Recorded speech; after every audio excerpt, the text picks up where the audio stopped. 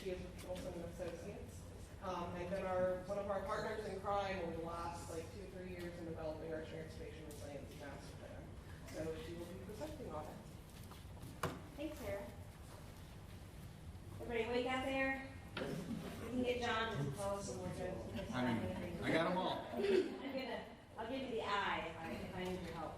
So thanks so much. I'm just going to share a little bit about the Transportation Resiliency Master Plan, and then also some of the resources that you have available as local agencies as you think about advancing resiliency and what we might have already done that would be helpful to you. And John mentioned his definition of resiliency, and I want to say we're talking about resiliency with the large R, the big R. So it's not just responding to an event, but it's mitigation is built into that. So how do we get ahead of, as best we can, major events? How do we rebound from those as well? But it's really thinking about how can we get ahead. And we weren't doing this alone. So we built on a lot of great work that the locals have done, that the Regional Planning Council has done, when they're talking about sea level rise, and the county's done a great job of identifying mitigation strategies. So we did that, and we focused on transportation and the functionally classified roadway network that's here in Brevard County. So we were trying to answer 4 questions with that plan. 1, what is the current condition? And again, this is getting at it, knowing our risks. So which of our transportation infrastructure is at risk? And then also who's at risk? So what people are at risk related to that infrastructure?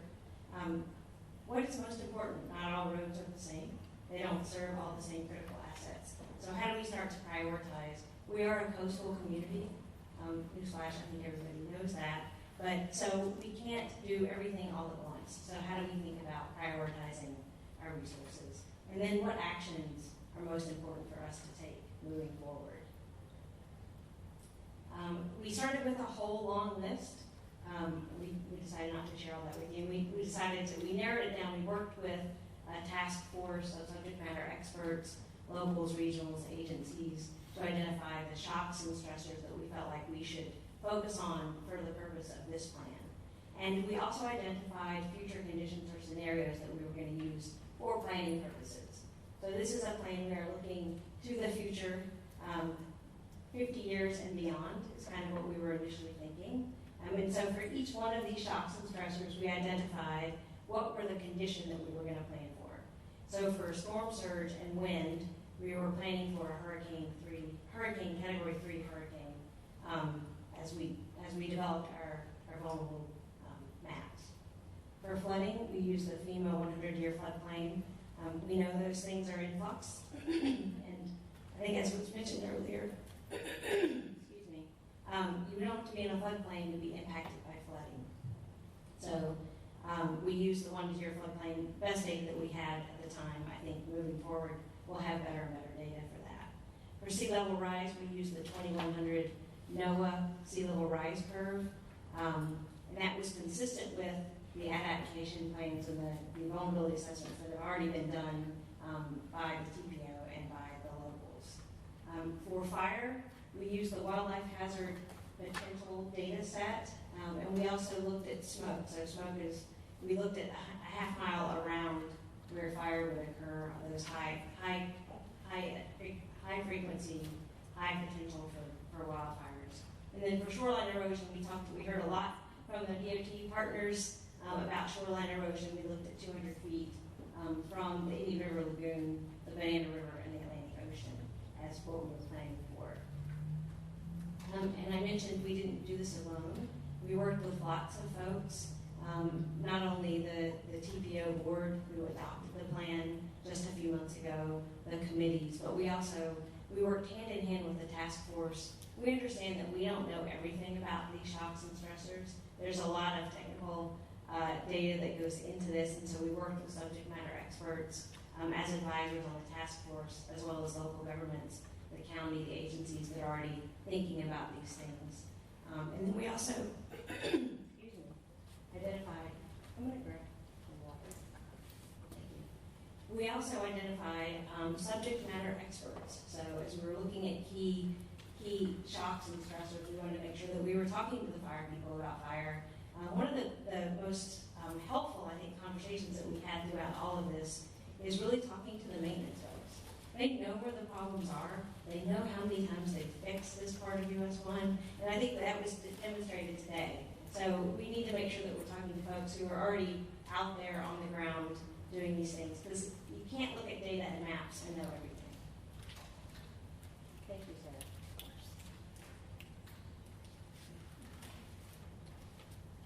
I'll keep it just in case. Thank you.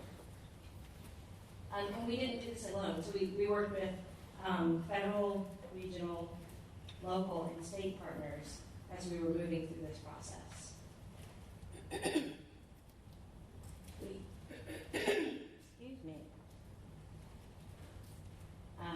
We crunched a lot of numbers, and so Chris and Sogal in the back were the number crunchers on the project. Much more than that, but we had spreadsheets after spreadsheets to help us understand where our risks are.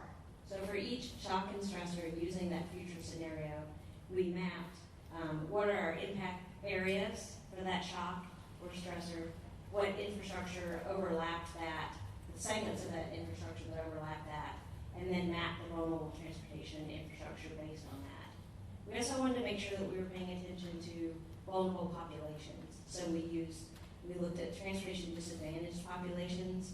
It's important to understand that either in an event, but also not everyone has the same resources to recover from events. So understanding how we're best serving transportation disadvantaged populations like low income and zero-car households. We overlaid that with criticality. We looked at, for each of these roadways, which ones are most important to make sure that we're preserving, we're getting out ahead of. And we looked at both what it serves as a local asset, so grocery store, local services, things that are critical day to day for people to be able to get to. We also looked at regional assets, like Port Canaveral, the Space Force Base, Kennedy Space Center, and the airport. We also looked at all of the causeways. That's something that we have. That's our access in and off of the barrier line, and we want to make sure that we were understanding that.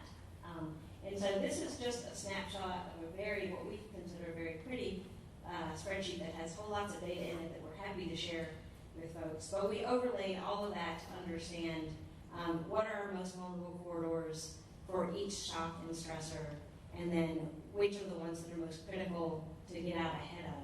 And then we did not prioritize those because they're going to be prioritized based on, you might want to prioritize something different in your region or your community differently than we did. So we didn't identify top priorities, but we have the information that you can slice and dice any way that you want to look at this. And I'm going to just kind of share kind of some ahas of what we learned. So there's a QR code, you see it over here. It's also on your notepad in front of you.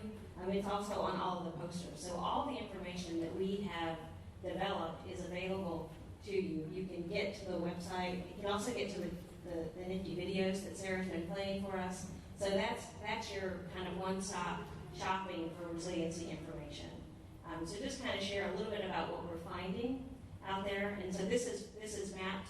We've got Brevard North to the left and Southern to the right. And we looked at calculating what percentage of roadways, functionally classified roadways within each of the municipalities was impacted by each of these shocks and stressors. And so the dark corridors, the corridors that are in bold, are the ones that are impacted by each of those. So from storm surge, again, we're looking at storm surge and wind equal to a Category 3 hurricane. About a quarter of the roadways in Brevard County, 27%, will be impacted by that shock or stressor. When we look at flooding, and this is one that is much more widespread, so it's not just a coastal problem. We saw a lot of inland flooding last year. That's a new occurrence. I don't think that's the last of what we're going to see. So 56% of the roadways that we evaluated are impacted by flooding. Sea level rise, again, reminding us So we looked at the 2100 high curve for this. Almost 30% of the roadways in Brevard County would be impacted by sea level rise. This is one we're looking out. So this is 2100. We know that's a forecast that's a long way away, but I think some of these things are going to take us a long time. We don't move all that quickly, so I think it's going to take us a long time to make sure we're lining up our ducks, getting money on projects where we need them, so that we can be as resilient as possible. We looked at smoke and at fire, and based on this, 44% of the roadways could be impacted by smoke and fire. I mean, I don't know who was here, who remembers the I-95 closures from smoke and fire. And they're things that come up very, very quickly and can change very, very quickly. So keeping an eye on how do we get out ahead of those things. And then last but not least, we did hear, and we saw lots of pictures about shoreline erosion. So US 1 is a major, major problem that we have here in Brevard County. And so and this is one that some of these things, we think about sea level rise, that's far into the future. These other things are happening today. So we saw pictures of US 1, we've already got erosion happening. But in order to get out ahead of these things, we need to think ahead and long term. We also want to think about a resilient Brevard system serves everyone here, and we don't all have the same resources. We don't all move around. So in an event, we've got 1 in 20 households do not have a vehicle. So as we think about if it is a community that needs to evacuate, how are we going to make sure that happens? And we actually had some great discussions with a lot of the service providers, and they're already doing a great job of making those connections and communicating during events. 1 in 4 of our residents are age 65 and older now. The closer I get to that, I don't think that's a problem at all. But we should keep that in mind. 1 in 3 households has a person with a disability in Brevard County. So just keeping that in mind, that we want to make sure that we've got a resilient system that's serving everyone. Now, what do we do about this? So as the TPO, our job is to create long-range and short-term plans to figure out how we should spend our transportation dollars. And we work with a lot of you to do that. So one of the first things we wanted to do is take our long list of projects and where we've identified our vulnerable corridors that are also critical, we want to see where do those overlap with the projects that are on our list already. So we looked at the overlap for the long-range transportation plan projects, but we also looked at the upcoming projects, like our resurfacing program, things that are in the tip, things that are coming the next 3 to 5 years. And are there things that we can be doing to get out ahead of those projects, particularly ones that are most vulnerable or serving critical assets? And then we also felt like keeping the long view, even if a project or something, a key piece of our infrastructure, like our causeways, even if it's not on the list for something to happen today, those are ones that we want to explore opportunities to get out ahead of in the future. So before we start having a discussion about widening, replacing causeways, what are the actions that we can do? How can we partner with DOT and with the locals to think about those as well? The good news, we've heard a lot of down news today, but the good news is there's still treats in the back, and there's lots of money for resiliency. So there's money of all shapes and sizes and color for resiliency. There's never been a better time to be looking for money to spend on resilient projects. FDOT Secretary Tyler talked about the PROTECT program, so that's $70 million that they're doling out through the districts. But there's so much more. So there are new programs, both federal and state programs that we can look to. But the other thing is that, and those might be one time or maybe 3 cycles of those funding cycles.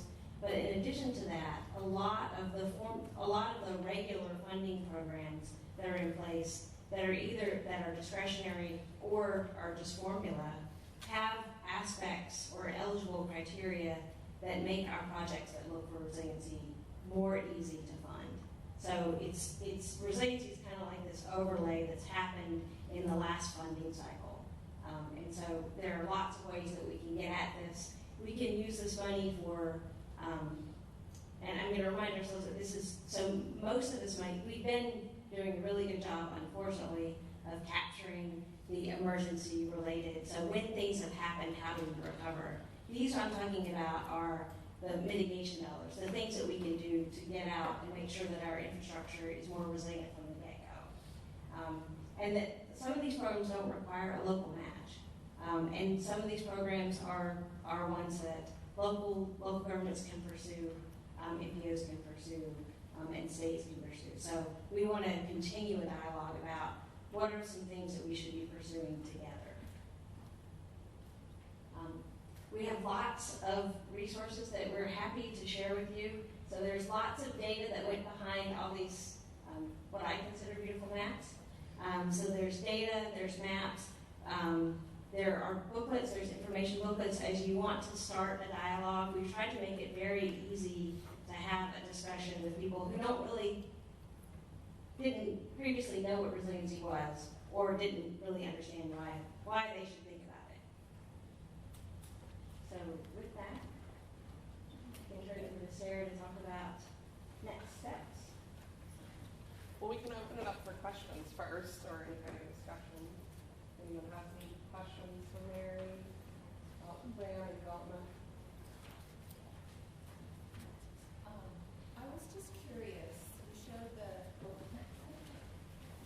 You showed the 100-year floodplain map as a tool or source to sort of map out the flood areas. But I was just wondering, in addition to the other data that you have, is there any thought of maybe updating the FEMA maps, the rate maps, so that more people are protected as we see the high, the sea level rise and over, projected to be much higher over the next, 20 years or so? So I do believe that process is actually currently underway. So the firm maps are being updated throughout Florida. I think they're actually ahead in Brevard County for doing those updates. I'm looking to anyone from Brevard that's Not that I'm aware of. not that you're aware of. Yeah, we haven't received any notifications recently. However, we have put in, I'm Bachman Clerk with Brevard County Stormwater, for those that don't recognize me. We have put in for a county-wide flood model effort under a resiliency grant, and I've got my fingers crossed. I got an email last week that, we've received your application. Well, they got it like last fall, right? So, it started off with, this is not notice of award. So I was like, well, hopefully that means that we'll see a news announcement sometime in the near future that we've gotten this grant. And at that point, it will, at the very least, give us a better feel, especially for these stupid unnumbered A zones that are decades old, for where our real flooding problems are. And where there are detailed models, we'll be including that into the modeling. And then once we have that in hand, we are contemplating moving forward with a real-time forecasting based on the NOAA forecasts and that model, which would give us some advanced warning of where we might see flooding issues coming up from an oncoming storm event. So this is one thing that's just antiquated. So, and when we look at the analysis that we did, 56% of the roadways, that was based on, so we used the 100-year flood, which shouldn't be called that. So it's happening much more frequently. I'm not 100 years old and I remember a lot of them, so I can start there. But we also worked with Brevard County and with DOT to identify areas that may not have been within 100-year flood but are experiencing flooding problems. So we did that as well. So that's something that I think we can keep an eye on and keep our fingers crossed that the county gets money to update that.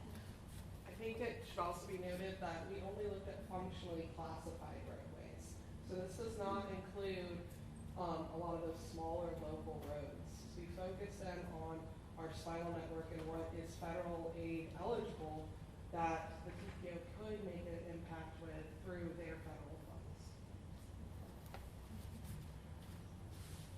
Yes, sir. I had a question on, as it results of the study and the resiliency maps and plans. Question. Accessory relates to municipal bond ratings. I mean, this is a great study. There's a lot of great data. Has there been any feedback on how this is going to affect either negatively or positively municipal bond ratings, especially since a lot of local streets and infrastructure may need that avenue in the future to get projects done? So that's just one question. I'm not sure that a TPO study would potentially be used to impact municipal bond ratings. I'm not positive, but Georgiana, you? I'm not aware of that. That's just a question because Yeah, these things can affect municipal bond ratings. I mean, when you're showing that your community is vulnerable, your infrastructure is vulnerable, I can see two sides of this. It can be negative impact to that, but then there can be positive because you have identified it and you're going to work on fixing it. But that's one of the tools that local governments use to fix things that they may not be able to get federal funding or state funding for, or in partnerships. So just a thought. Thanks.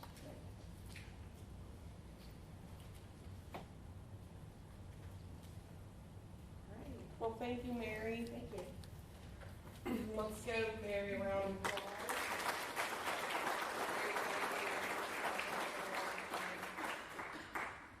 So to begin wrapping up our morning, we so appreciate you coming out today and diving into resiliency with us.